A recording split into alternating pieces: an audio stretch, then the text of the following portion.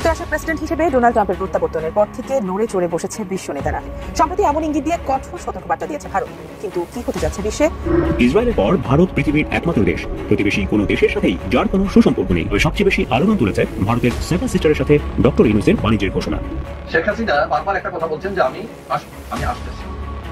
এখন তিনি কোন যুক্তিতে, কোন আলোকে এই কথা বলছেন? আদৌ তিনি আসতে পারবেন কিনা, কখন আসবেন, নাকি আসতেই পারবেন না, মানে এটা নিয়ে বিভিন্ন ধরনের আলোচনা। যে কোনো সময় বাংলাদেশে আওয়ামী লীগ মাঠে নামবে এবং তাদেরকে মাঠে নামানো হবে। কেন জানেন? এই মুহূর্তে যে বিভাজন তৈরি হয়েছে। আসসালামু আলাইকুম দর্শক, নতুন একটা নিউজে আপনাকে স্বাগতম। প্রিয় দর্শক, শেখ হাসিনাকে বাংলাদেশে ফেরত আনতে ভারতকে ট্রাম্পের চাপ, ট্রাম্পের পল্টিতে ভারতের মহা বিপদ, আওয়ামী লীগের রাজনীতিতে ফেরত আসার নতুন সম্ভাবনার ঘটনা ও প্রেক্ষাপট নিয়ে করা আমাদের আজকের ভিডিওটি অত্যন্ত গুরুত্বপূর্ণ।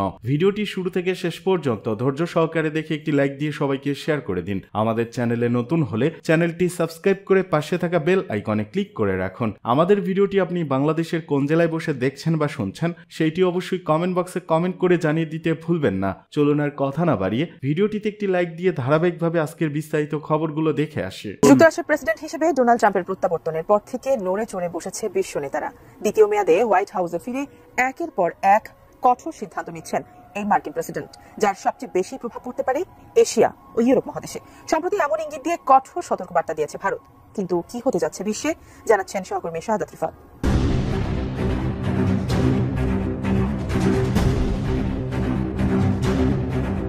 বিশ্বকে তাক লাগিয়ে গেল 20 জানুয়ারি যুক্তরাষ্ট্রের 47তম প্রেসিডেন্ট হিসেবে শপথ নিয়েছেন ডোনাল্ড ট্রাম্প। এর মধ্য দিয়ে দেশটির প্রেসিডেন্ট হিসেবে দ্বিতীয় মেয়াদে দায়িত্ব গ্রহণ করলেন রিপাবলিকান এই নেতা। এদিকে দায়িত্ব নিয়ে একের পর এক কঠোর সিদ্ধান্ত নেওয়া শুরু করেছেন ট্রাম্প, যার অংশ হিসেবে যুক্তরাষ্ট্রে বসবাসরত অবৈধ অভিবাসীদের বিরুদ্ধেও অভিযান শুরু করেছে দেশটির প্রশাসন। এছাড়া গাজা দখল করার হুঁশিয়ারি সহ বেশ কিছু পদক্ষেপ নেওয়ার ইঙ্গিত দিয়েছেন এই মার্কিন প্রেসিডেন্ট। এর মধ্যে সামনে এলো আরো ভয়ঙ্কর একটি তথ্য। আগামী 2 বছরের মধ্যে এমন অনেক কিছু নাকি হতে যাচ্ছে যা বিশ্বকে পুরোপুরি বদলে দিতে পারে। এ কারণে সকলকে সতর্ক থাকার কঠোর বার্তা দিয়েছেন ভারতের পররাষ্ট্রমন্ত্রী এস জয়শঙ্কর। মূলত ভারত মহাসাগর সম্মেলনের সংলাপ পর্বে আমেরিকা তথা পশ্চিম বিশ্বকে নিয়ে অন্যান্য দেশগুলোর পূর্ব পরিকল্পনা এবং সতর্ক অবস্থানের দিকে জোর দিয়েছেন এস জয়শঙ্কর। তার বক্তব্য, যুক্তরাষ্ট্রে যে যে ঘটনা ঘটছে তাতে বিশ্বের বিভিন্ন স্থানে ত্রাসের সঞ্চার হচ্ছে। মার্কিন প্রেসিডেন্ট ডোনাল্ড ট্রাম্পের হাতে অগাধ ক্ষমতা থাকায় বিশ্বে বড় কিছু ঘটতে চলছে। ভারতের পররাষ্ট্রমন্ত্রী এস জয়শঙ্কর মনে করেন, প্রেসিডেন্ট ট্রাম্পের হাতে এত বিপুল ক্ষমতা এবং আগামী দিনে তার প্রভাব এতটাই বাড়বে যে হয়তো 2 বছরের আগেই সবাই এমন সব নীতি দেখতে পাবে যা আন্তর্জাতিক ব্যবস্থাকে পাল্টে দেবে। এশিয়ার অন্যান্য দেশসহ ভারতের দিকে খুব বড় কিছু আসছে জানিয়ে জয়শঙ্কর পরামর্শ দেন, আবেগতাড়িত না হয়ে পরিস্থিতির মূল্যায়ন করে সব দেশের সিদ্ধান্ত নেওয়া উচিত। সতর্ক না থাকলে সবাইকে বিপাকে পড়তে হবে। ভারতের পররাষ্ট্রমন্ত্রী এস জয়শঙ্কর আরো বলেন, পুরনো অভ্যাসকে আঁকড়ে না ধরে থেকে পরিস্থিতির মূল্যায়ন করতে হবে। তারা চান বা না চান পরিবর্তন যে আসছে এটা সকলকে বুঝতে হবে। এই বদলের কিছু অংশ নিশ্চয়ই তাদের কাজে আসবে, যেখান থেকে সুযোগ খুঁজে নিতে হবে। পশ্চিমা দুনিয়ার আধিপত্য নিয়েও সরব হয়েছেন জয়শঙ্কর। তিনি খানিকটা কড়া সুরে বলেছেন, তাদের যে সমস্ত বিষয় নিয়ে বুঝতে হচ্ছে তার অন্যতম হলো পশ্চিমা বিশ্বের একাধিপত্য। সেই আধিপত্য জারি করা হচ্ছে মানবাধিকার এবং মূল্যবোধের মোড়কে। জয়শঙ্কর মনে করেন, ভারতের এখন বলার সময় এসেছে। মার্কিনীরা যে পথে চলছে তাতে তাদের সুবিধা হতে পারে, কিন্তু সবার জন্যই রাস্তা এক নয়। এর আগে ভারতের জন্য বরাদ্দ 21 মিলিয়ন মার্কিন ডলারের আর্থিক সহায়তা বন্ধের পক্ষে সরাসরি অবস্থান নিয়েছেন ডোনাল্ড ট্রাম্প। তিনি জানিয়েছেন, ভারত ও দেশটির প্রধানমন্ত্রী নরেন্দ্র মোদীর প্রতি তার শ্রদ্ধা রয়েছে, তবে ভোটারদের উপস্থিতি বাড়ানোর জন্য ভারতকে অর্থ অনুদান দেওয়ার কোনো যৌক্তিকতা নেই।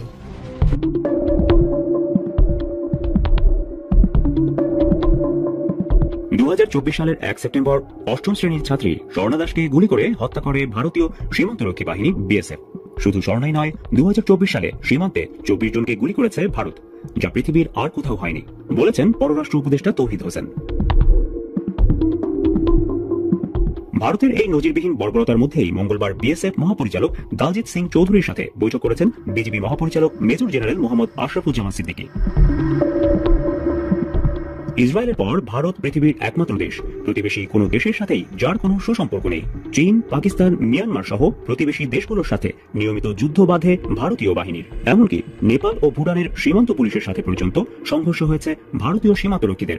একমাত্র বাংলাদেশই ছিল ভারতীয় বাহিনীর সকল হতাশা প্রকাশের জায়গা। শেখ হাসিনার নতরজানু পররাষ্ট্রনীতির কারণেই মার খেয়েও মার হজম করে গেছে বাংলাদেশ। কিন্তু ডক্টর ইউনূস দায়িত্ব গ্রহণের পর স্পষ্ট ঘোষণা করেছেন ভারতের সাথে সম্পর্ক হবে সমান মর্যাদার ভিত্তিতে। প্রতিবেশী নেপাল, ভুটানের অর্থনৈতিক উন্নয়নেরও সহযোগী হওয়ার ঘোষণা করেছেন। তবে সবচেয়ে বেশি আলোড়ন তুলেছে ভারতের সেভেন সিস্টারের সাথে ডক্টর ইউনূসের বাণিজ্যের ঘোষণা। ভারতের পূর্বাঞ্চল, ভারতের সেভেন সিস্টারের কি অবস্থা, তার সমুদ্র দর্শন তার হয় না, হবে না।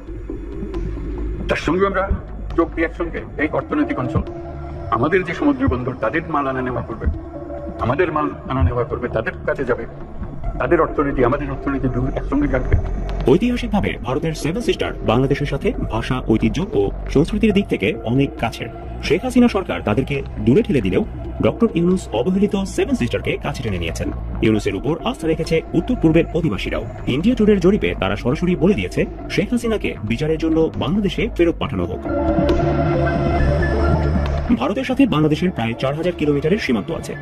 এর মধ্যে প্রায় 2000 কিলোমিটারই সেভেন সিস্টারের 4 সিস্টারের সাথে। ত্রিপুরা, মেঘালয়, আসাম আর মিজোরামের সাথে প্রায় 2000 কিলোমিটারের সীমান্ত বাংলাদেশের। নাগাল্যান্ড ও মণিপুর ভারত থেকে দূরে হলেও বাংলাদেশ থেকে খুব বেশি দূরে নয়।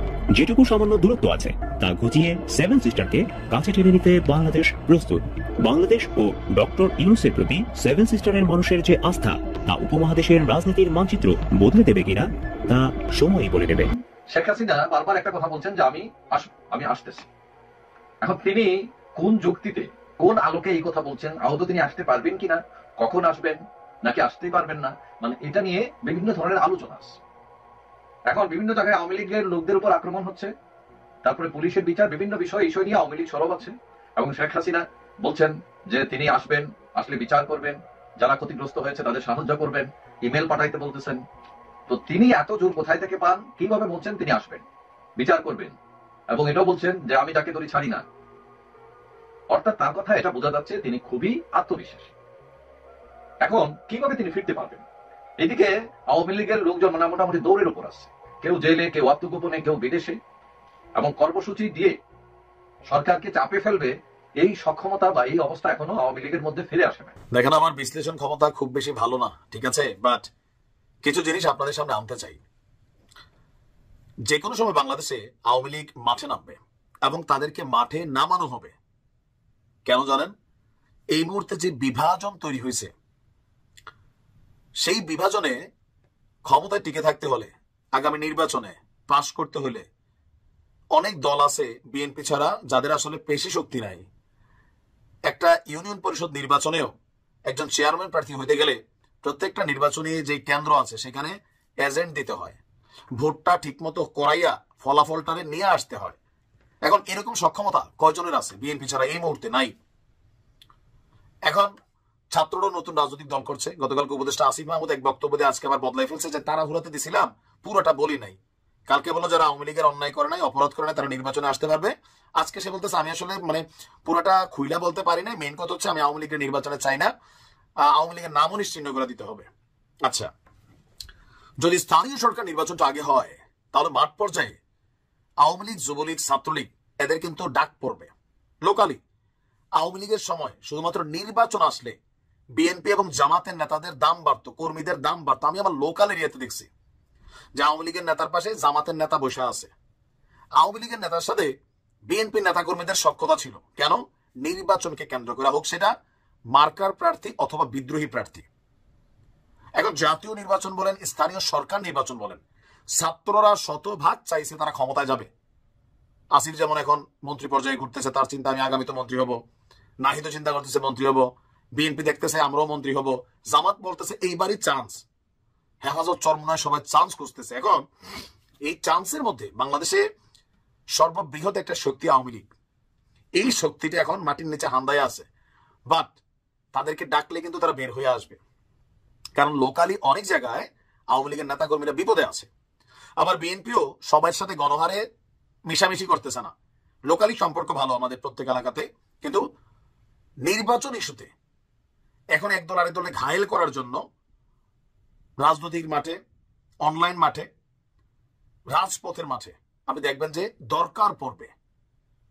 আবার এটা বিএনপি ডাক দিক, জামাতের তারা ডাক দিক, বৈষম্য বিরোধীরা ডাক দিক, যারাই ডাক দিক। ইতিমধ্যে কি অভিযোগ আছে না যে বৈষম্য বিরোধীরা বাংলাদেশের বিভিন্ন জায়গায় যে কমিটিগুলা করছে, এখানে ছাত্রলীগের অনুপ্রবেশ ঘটছে, জামাতের মধ্যে আওয়ামী লীগের অনুপ্রবেশ ঘটছে, বিএনপির মধ্যে আওয়ামী লীগের অনুপ্রবেশ ঘটছে, বাকি আছে কোথাও?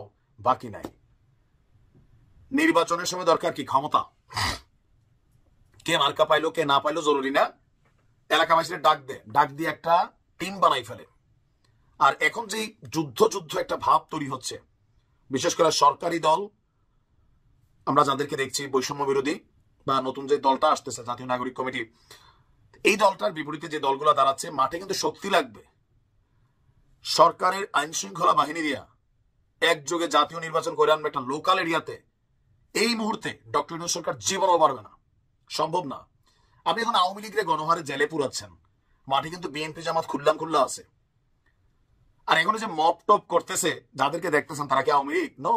তো তাদের সামনে তো সেনাবাহিনী অসহায় আমরা দেখছি, 32-এ দেখে নাই? তো নির্বাচনের সময় সবাই তো চাবে ভাই, আর আমাদের পুলিশ আইন শৃঙ্খলা বাহিনী যারা আছে ভাই, নিজের জীবন বাঁচানো ফরজ। এই অস্থিতিশীল পরিবেশ আওয়ামী লীগকে মাঠে নামার জন্য চান্স দিবে, দাম বাড়বে, ডাক পড়বে। আপনি দেখেন নির্বাচনটার সময় আপনার লোকাল এরিয়াতে আসলে কি ঘটবে আমি জানি না, কারণ ক্ষমতা আবার অদ্ভুত জিনিস। শেখ হাসিনা ক্ষমতার জন্য অনেক কিছু করছেন, এখনো ক্ষমতায় যাওয়ার জন্য আমরা অনেক কিছু দেখা শুরু হয়ে গেছে। জুলাই হত্যাকাণ্ডের নির্দেশ দিয়েছিলেন সেনা পুলিশের সাবেক 8 কর্মকর্তা।